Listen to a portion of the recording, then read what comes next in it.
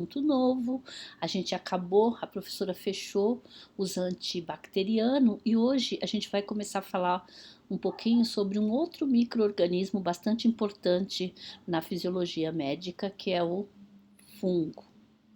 O fungo, as doenças a gente conhece com o nome de micose. Tá? Então, as infecções fúngicas que a gente conhece com o nome de micose, a gente tem tanto a micose superficial, que ataca a pele, ataca cabelo, unha, como a micose sistêmica, infecção fúngica sistêmica. E assim, ela tem aumentado muito nas últimas 2 décadas. Por quê? Porque, como a professora falou, quando ela falou daquele triângulozinho lá, que a infecção, o processo infeccioso por si só, ele depende do indivíduo, do agente etiológico e do sistema imunológico.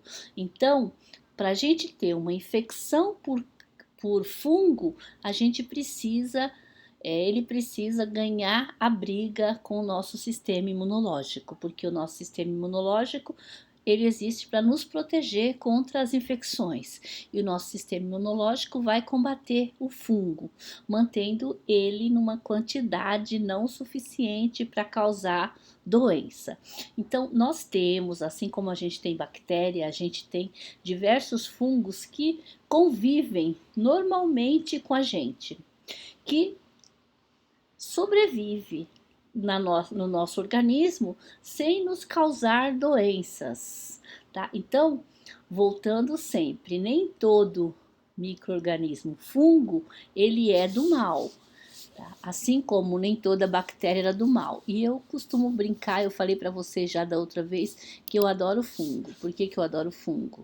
Porque é através dele que a gente faz vinho, é através dele que a gente faz queijo. São duas coisas que eu amo, queijo e vinho, certo? Então, quando ele nos causa as doenças, eles são do tipo que a gente chama de doenças oportunistas, ou seja, aquelas patologias, aquelas doenças que surgem quando o nosso sistema imunológico está prejudicado, principalmente as infecções fúngicas sistêmicas.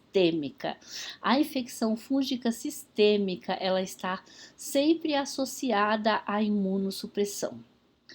E como eu disse que aumentou muito nas últimas décadas, coloquei aqui as outras duas, mas particularmente nas últimas 4 décadas, né? Então de 1980 para cá. Por quê? O que aconteceu?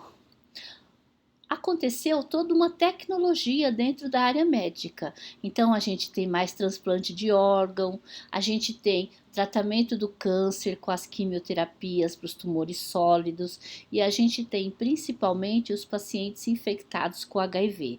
Então, esses fatores, transplante de órgão, quimioterapia e infectados com HIV, todos eles promovem o quê?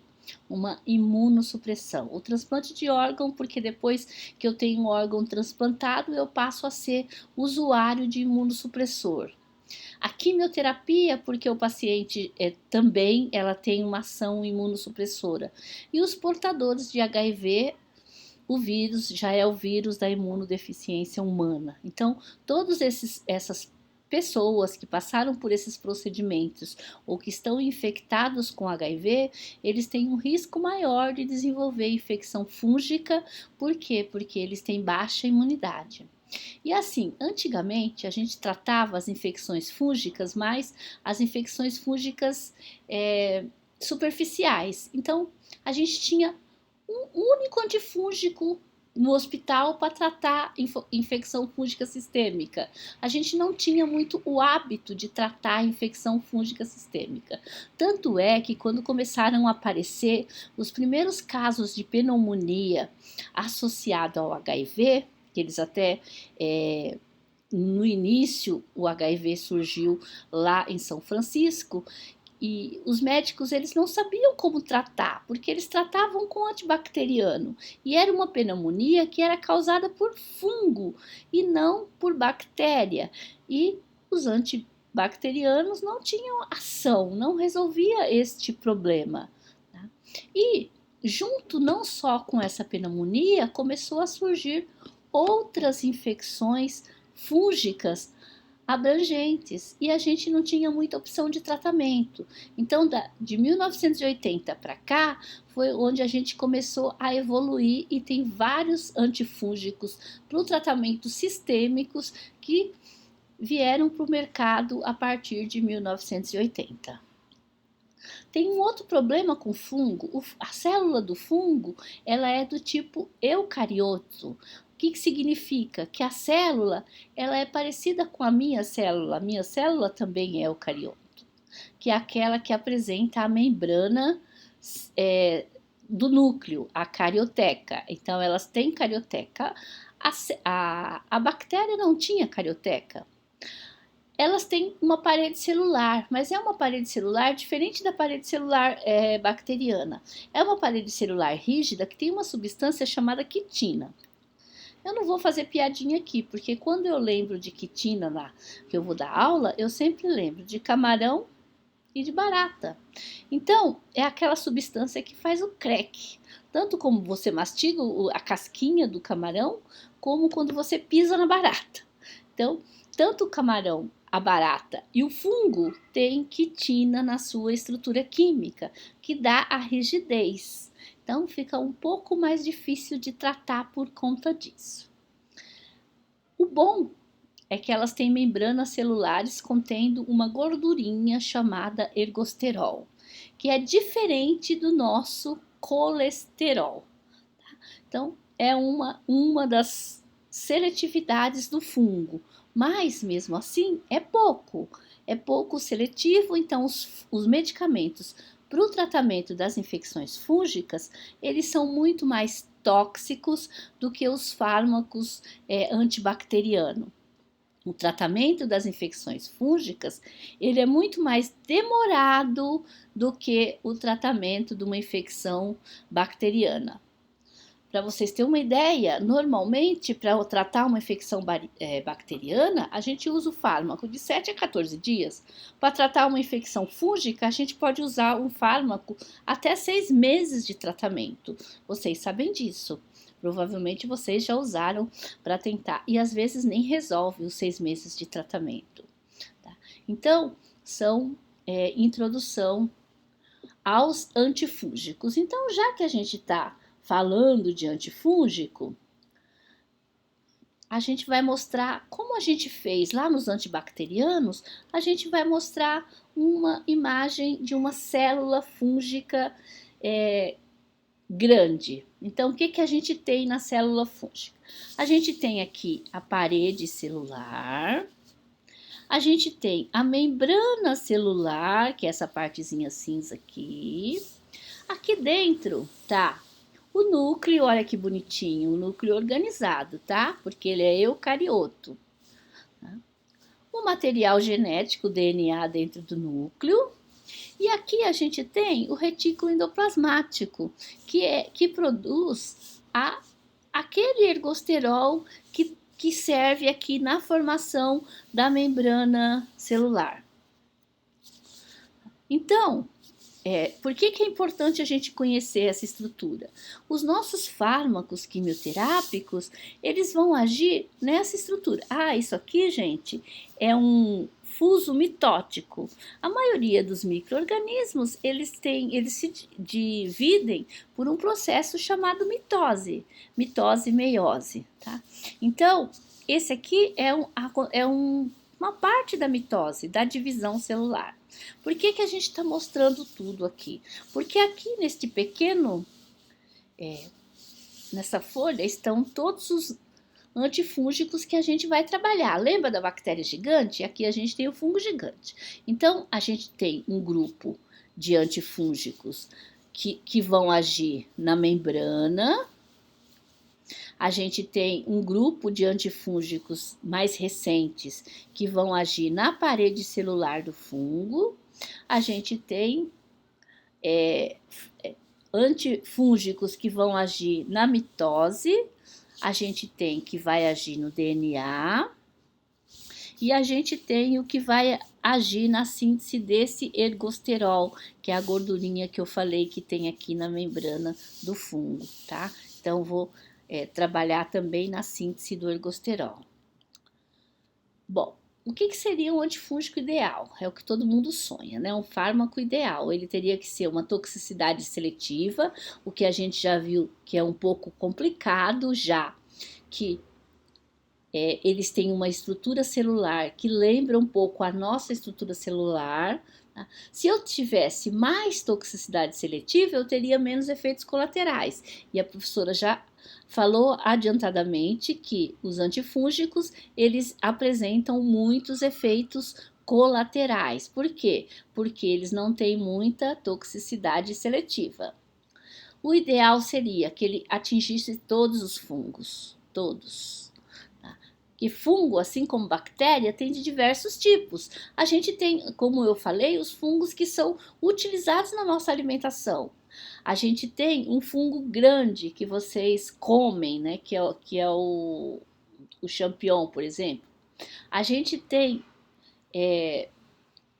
fungos que causam meningite, criptococcus. A gente tem a candidíase, que vocês provavelmente é a Candida albicans, que causa candidíase, que fala toda hora na televisão, porque faz até propaganda de medicamento para candidíase na televisão, tá? Então, a gente tem diversos fungos que podem causar pneumonia, conjuntivite por fungo, pode causar meningite, tá?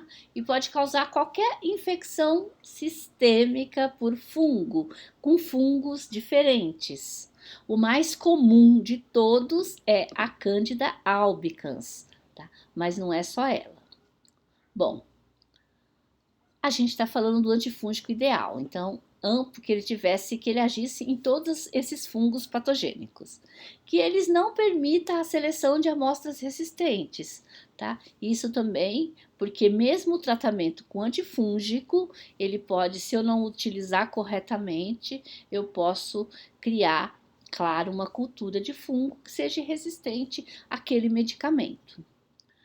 Não provocar alergia. Então, não provocar alergia, não dar reação de hipersensibilidade, que tiver uma boa estabilidade, porque aí eu posso usar ele pela via oral, pela via parenteral, pela via tópica. Tá? Então, é ideal.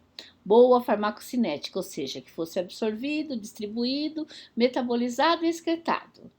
E, de preferência, que é o ideal também, de baixo custo. Nossa, isso seria o ideal, que a gente sabe que não existem. Então, dentro de tudo isso, a gente vai ver o que a gente tem no mercado de legal, tá?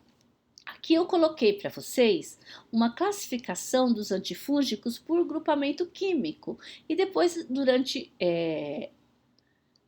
esta aula, a gente vai falar um pouquinho melhor sobre alguns desses antifúngicos aqui. Então, a gente tem um grupo chamados alilaminas, que tem a butenafina e a terbinafina. A gente tem uns fármacos que são análogos dos ácidos nucleicos, que é a 5-flucitosina. A gente tem um grupo grande de antifúngicos pertencente ao grupo dos azóis. E dentro desses grupos dos azóis tem dois subgrupos, os imidazóis e os triazóis, que a gente utiliza bastante o grupo dos azóis. A gente vai falar bastante sobre eles. Tem os derivados peptídicos, que são as equinocandinas, que são aqueles antifúngicos que vão agir na parede celular fúngica.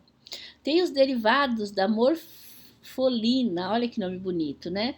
Lembra amor, amorofina, tá? Tem os derivados besofurano, olha que nome lindo também. Quem for ter filho nos próximos dias pode pensar no nome assim, ó, griseofulvina, olha que maravilha. E a gente tem os inibidores de proteínas também. A gente tem a sardarina e a sardarina com asa. Por quê? É sardarina e asa sardarina. A gente tem os poliênicos. que tem estruturas grandes. A gente tem a anfotericina B, em formulações tradicionais e formulações lipídicas, e a gente tem a nistatina.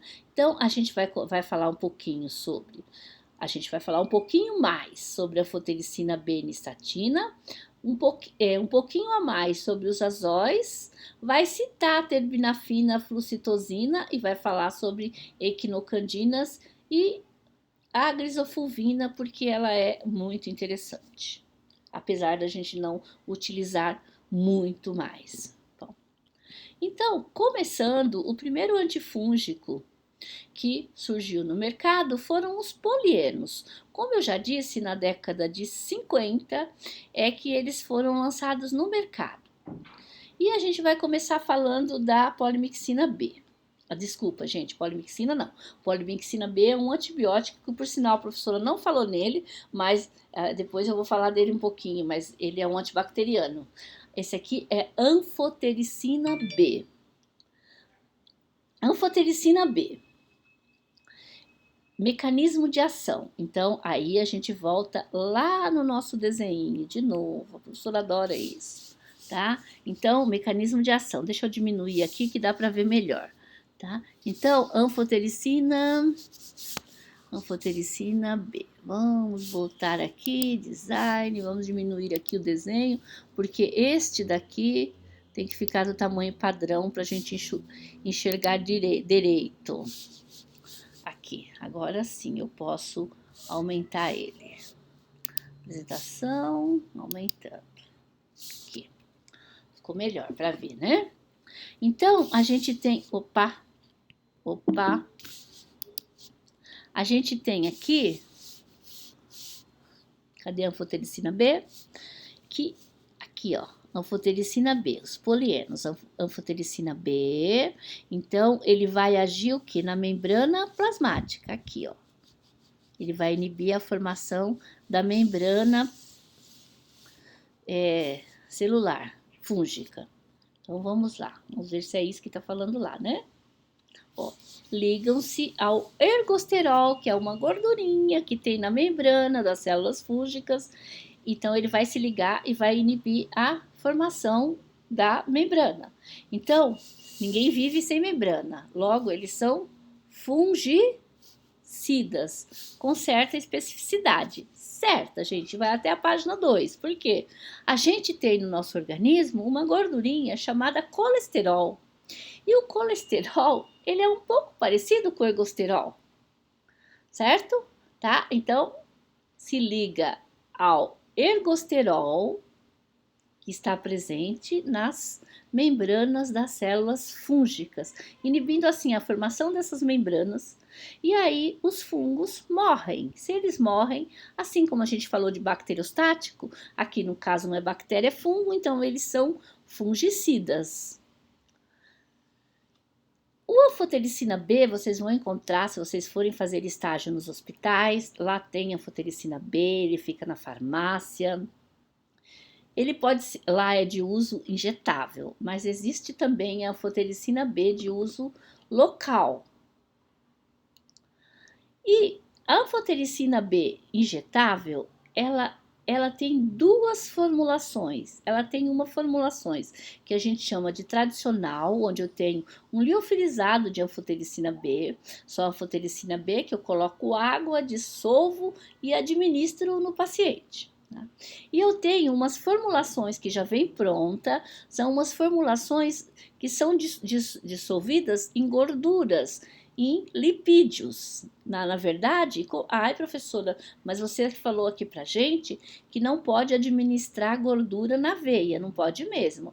Por isso ela vem em emulsão. São formulações lipossomais. Ela vem na forma de emulsão lipídica. E essa sim eu posso administrar lentamente. Essas emulsões lipídicas, ela apresenta como vantagem uma menor toxicidade, mas ela tem a desvantagem do custo. Então, por ela ser bem mais caro, elas são reservadas àqueles pacientes que não suportam a anfotericina tradicional. E às vezes também a gente administra no berçário, por exemplo, porque aí o bebê ele tem condições de receber uma dose um pouquinho maior se for anfotericina lipossomal e não a anfotericina tradicional. Tá? Então a gente reserva aqueles pacientes que não conseguem utilizar, precisou usar a anfotericina B, mas não consegue utilizar a anfotericina tradicional porque ela fica extremamente tóxica. Tá? Se vocês forem ver uma bula da anfotericina B, o nome comercial dele é Fungizon, vocês vão ver uma bula que parece um caderno de tantos efeitos adversos que ela tem. Eu selecionei aqui alguns deles, ó, anemia, hipotensão, diminuição de potássio, nefrotoxicidade e hepatotoxicidade. Então, essa hepatotoxicidade, principalmente, é o que você diminui quando você usa essas formulações lipossomais. Mas não dá para resolver o problema de todo mundo. Ela é extremamente tóxica, tá? Mas é a questão do risco-benefício. Por que que a gente ainda usa a anfotericina B? Porque ela tem um bom espectro de ação, deixa eu ver se tá aqui. Ah, não tá, espectro de ação. Ela serve principalmente para tratar infecções por fungos sistêmica, Cândida albicans sistêmica, que é muito comum em portador de HIV, que é muito comum, como a gente já viu naqueles pacientes que fazem quimioterapia, em pacientes transplantados, tá? Então, essas infecções, quando aparecem, esses pacientes precisam tomar um medicamento para combater o crescimento de fungo. E a anfotericina B ela é muito utilizada. Então, como eu já disse, ela não é absorvida pela via oral, então ela só pode ser utilizada em formulações de uso tópicos ou injetáveis. E ela existe desde a década de 50 do século passado. Então ela é bastante antiga e, na verdade, era só o que a gente tinha de antifúngico para tratar micose sistêmica. A gente não tinha mais nada. A gente tinha um monte de antifúngico para tratar micose superficial, mas para tratar micose sistêmica a gente não tinha mais nada. Até a década de 80 a gente só tinha anfotericina B. Bom, outro antifúngico que é do grupo dos poliênicos também, assim como a anfotericina B, é a famosa nistatina. Ela tem um mecanismo de ação o mesmo da anfotericina B, que é qual mesmo? Liga-se ao ergosterol, inibindo a formação da membrana celular fúngica e é fungicida. Então, ela vai se ligar ao ergosterol. Muito parecido, o mecanismo de ação é o mesmo, porque a estrutura química é a mesma da anfotericina B. A nistatina, diferente da anfotericina B, ela é mais tóxica ainda do que a anfotericina B. Ela só pode ser utilizada o uso dela só de uso tópico. Ela não pode ser utilizada em formulações parenterais. Por quê? Porque ela é extremamente tóxica. Ah, mas eu vou lá no posto pegar nistatina para minha filha e ela toma pela boca. Sim, mesmo a nistatina que toma pela boca, ela não é absorvida. Ela é eliminada da mesma forma que entrou, saiu. Ela vai ser eliminada pelo intestino, ela não vai ser absorvido. Administrada assim, o que o pessoal pede? Administrada pela via oral, pode bochechar, engolir ou cuspir. Quer dizer, não tem problema, mesmo se você engolir, se a criança engolir, não precisa ficar desesperado. Por quê? Porque ela não é absorvida. Efeitos assim, ela não tem muitos efeitos colaterais que a gente vê, aparece nos fármacos que são disponíveis, não é porque ela não é tóxica, não, é porque ela não é absorvida. Então, normalmente, como ela passa pelo trato gastrointestinal, você usa pela via oral para combater principalmente candidíase, monilíase oral, que vocês conhecem, ela pode dar náusea, vômito e até diarreia, mas são distúrbios gastrointestinais porque ela passa no caminho e ela pode causar isto pelo caminho. Candidíase. Candidíase vocês conhecem bem, o tal do sapinho em criança. E a gente fala assim, nossa, foi fulano que beijou, que passou sapinho, que não sei o que, meu filho tá com sapinho. Por que criança apresenta essa candidíase oral? Porque criança tá com baixa imunidade, eles estão formando a parte imunológica deles. Então, às vezes, eles têm mesmo essa queda de imunidade e aí os sintomas aparecem. Quando a gente tem uma pessoa adulta que apresenta um quadro de candidíase oral, o que a gente faz? A gente encaminha e o médico provavelmente ele vai investigar, porque não é muito comum o adulto ter um quadro um pouco mais grave de candidíase oral. E assim, não é só oral, ela desce para faringe, para laringe e ela dá uma infecção, como se fosse uma dor de garganta, mas aí quando o médico olha tem aquelas placas de cândida, aquelas placas brancas que pode dar na garganta, tá? Então, quando o médico vê isso, ele já suspeita de algum daqueles casos de imunossupressão. Se você não estiver fazendo nenhum tratamento com glicocorticoide, se você não tiver, ele vai te pedir um exame de HIV, ele pode te pedir alguns testes que determinem por que você está com baixa imunidade.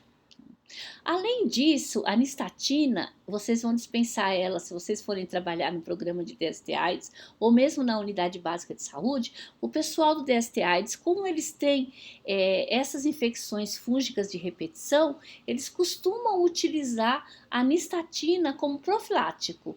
Já não é nem para ter infecção, é para não dar infecção. Então, eles usam ad eterno nistatina. Então, de vez em quando, pode ser que vocês atendam lá na unidade básica de saúde que vocês estão trabalhando, algum paciente que tenha receita lá nistatina de uso contínuo, tá? Então, é para fazer profilaxia dessas infecções fúngicas. Em creche, gente, criança pequena que fica em creche, às vezes também o pessoal acha que é assadura, e não é. É provocada por cândida, então fica aquele vermelhidão no bumbum das crianças. Por quê? Porque quando um tem e eles têm baixa imunidade, vai passando para o outro. E aí, por isso que às vezes vocês têm, o pessoal usa aquelas formulações de pomadinha de vitamina A e D, que é tipo hipoglós, misturado com a nistatina, que é para assadura. Na verdade, não é para assadura, é para diminuir a quantidade de fungo.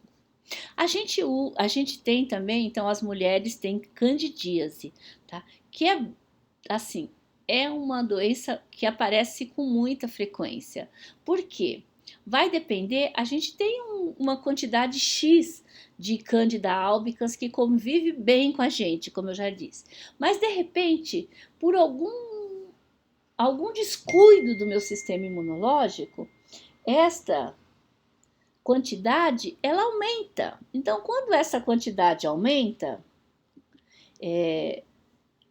eu começo a apresentar sintoma. Então, é corrimento, mau cheiro, aquelas coisas, coceira, né? E aí eu vou no médico e o médico me dá um medicamento para tratar. Às vezes ele manda tomar uma dose única, por quê? Diminui a quantidade, já some, desaparece o sintoma. Mas às vezes eu posso variar, às vezes até o pH durante o ciclo menstrual, a variação de pH, diminuição da imunidade, então o sintoma pode voltar a aparecer novamente, tá? Então, a gente pode usar nistatina creme vaginal. Então, tem nistatina creme vaginal, tem nistatina suspensão oral, que é aquela que eu falei que usa na boca, mas não tem problema, porque ela não é absorvida, por isso que ela tem poucos efeitos colaterais. Bom, Um outro antifúngico também que tem no mercado, não é padrão na rede da prefeitura, mas tem aí no mercado, que vocês podem encontrar, chamado flucitosina. Eu acho interessante a flucitosina. O mecanismo dela, a flucitosina, ela inibe a formação do DNA. Por quê? Porque ela funciona, ela é como se fosse matéria-prima para síntese de DNA. E aí você troca a matéria-prima, que é um aminoácido, por uma flucitosina. E aí eles não conseguem se multiplicar. Então, se eles não conseguem se multiplicar, eu falo que ele é um fungistático. Eles utilizam a flucitosina, ela tem tanto o uso oral como o uso injetável, e normalmente eles nunca utilizam sozinha. Eles sempre utilizam associado à anfotericina B. Por quê? Para tratar essas micoses sistêmicas, principalmente meningite ocasionada por um fungo chamado Cryptococcus. E Candida albicans também, tá? Mas normalmente eles utilizam a anfotericina B e aí quando desenvolve algum problema, eles costumam associar os dois. Mecanismo de ação: entra na célula fúngica por uma permease citosina. E aí, o que faz o fungo? Na verdade, é um profármaco, a flucitosina. A flucitosina, quando eu tomo, ela não tem efeito nenhum. Ela só vai ter efeito, quando a gente fala de profármaco, a gente fala que o nosso organismo que faz a metabolização. Mas neste caso, quem faz a metabolização é a própria célula fúngica. Então, ela entra na célula e lá dentro da célula tem uma enzima tem uma enzima que transforma a flucitosina em 5-fluoracil. Então, flucitosina, sob a ação desta enzima intracelular do fungo, é transformada em 5-fluoracil. E esse 5-fluoracil é que vai funcionar como falso substrato para o DNA, tá? E vai inibir a síntese do DNA fúngico. Tá? Então, flucitosina é metabolizada pelo fungo, se transformando no venenozinho, que é o 5-fluoracil, que funciona como falso substrato, inibindo a síntese de DNA. Então, flucitosina inibe a síntese de DNA. Como, assim, a bactéria que leva ela para dentro e faz essa transformação, é muito fácil. Desculpa, gente, eu falei bactéria, esquece bactéria, é fungo, aqui a gente está falando de fungo. O fungo, então, ela leva a flucitosina para dentro e ainda transforma ela num veneninho que é o 5-fluoracil. Ela logo percebe isso e cria resistência muito rápido. Então, a gente não usa ela sozinho por conta disso. A gente só usa flucitosina associado à anfotericina B. E ela tem tanto na forma injetável como pela via oral. Ela é absorvida pela via oral também. Tá? Mas a flucitosina, que só vai se transformar em 5-fluoracil dentro do fungo. Agora, a gente tem no mercado um fármaco pronto, que não é antifúngico, que é o 5-fluoracil, que é um fármaco utilizado no tratamento do câncer. Então, para nós, não fungo, a gente também utiliza o 5-fluoracil na quimioterapia, no tratamento do câncer, mas aí a gente não dá a flucitosina, porque nós não temos aquela enzima que transforma ela em 5-fluoracil. A gente dá para nós 5-fluoracil direto, certo? Então, o 5-fluoracil também é utilizado no tratamento do câncer, o 5-fluoracil, mas aqui para o fungo, ele funciona inibindo a síntese de DNA como antifúngico, porque é produzido pelo fungo.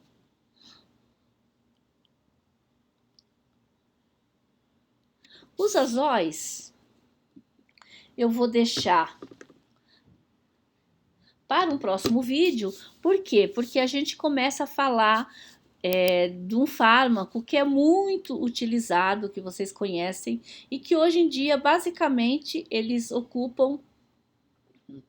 A gente vai falar deles porque eles são muito utilizados no tratamento das infecções fúngicas. São os fármacos mais utilizados, tá? Por isso eu vou deixar ele para o próximo vídeo.